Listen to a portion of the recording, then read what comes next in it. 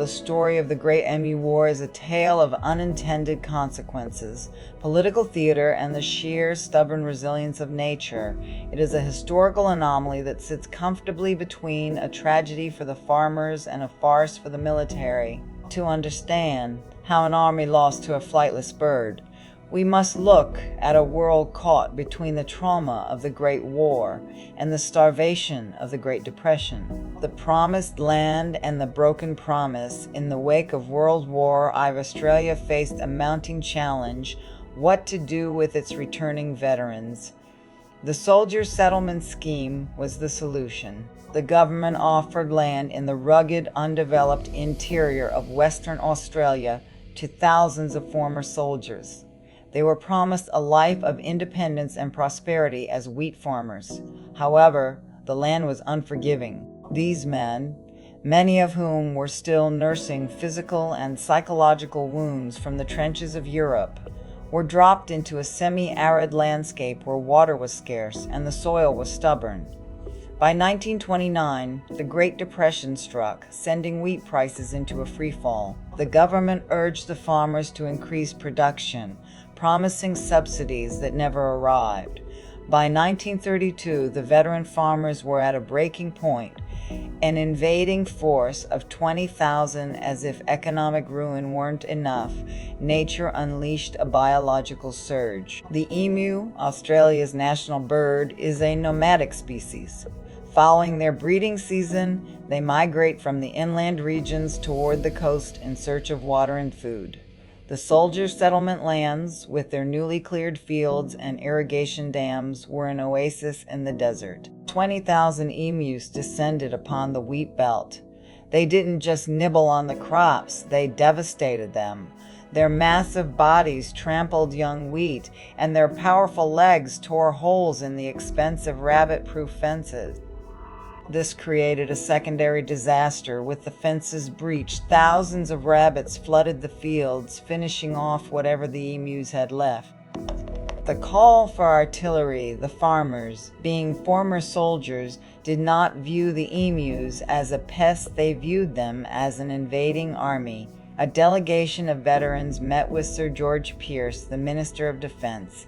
They didn't ask for compensation, they asked for machine guns. By deploying the military, he could demonstrate that the government was fighting for its veterans and the soldiers would get target practice in the field. He agreed to send 2 Lewis machine guns and 3 soldiers under the condition that the Western Australian government paid for the transport and the farmers provided the food and ammunition. November 2nd, the opening volley of the Army was led by Major G.P.W. Meredith of the 7th Heavy Battery of the Royal Australian Artillery. He arrived in the town of Campion with Sergeant S. McMurray and Gunner J. O'Halloran. They were armed with 10,000 rounds of ammunition and a confidence that the war would be over in days. On the first day, they spotted a group of 50 emus.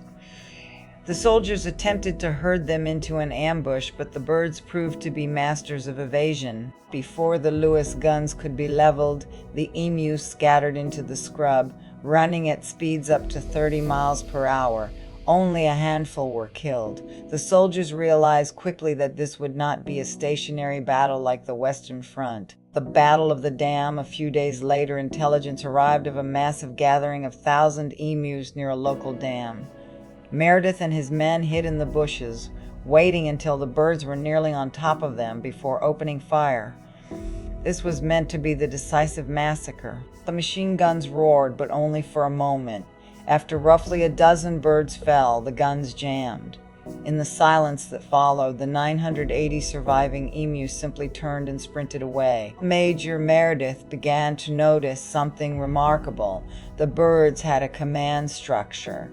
Large, dark, feathered males would stand sentry, watching the soldiers, and would give a signal to the flock to retreat as soon as the humans moved. The failed cavalry desperate for a victory, Meredith attempted a new tactic, the motorized assault. He mounted a Lewis gun onto a truck, hoping to chase the birds down on the open plains. It was a humiliating failure. The terrain was so rough that the gunner couldn't keep his balance, let alone aim. The truck was slower than the birds over the uneven ground.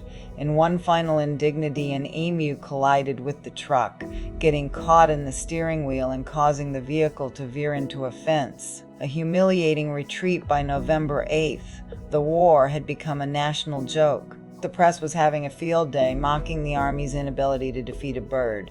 One politician famously asked if the soldiers would receive campaign medals. Under intense scrutiny, the federal government ordered the troops to withdraw.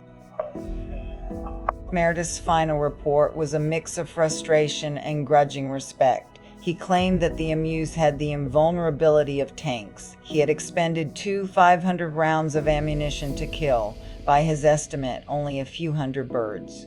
No soldiers were injured, but the Army's reputation was in tatters. The second campaign and the final peace, the emus, of course, did not know the war was over. They continued to ravage the crops. The farmers pleaded for the military to return, and a second campaign was launched in late November.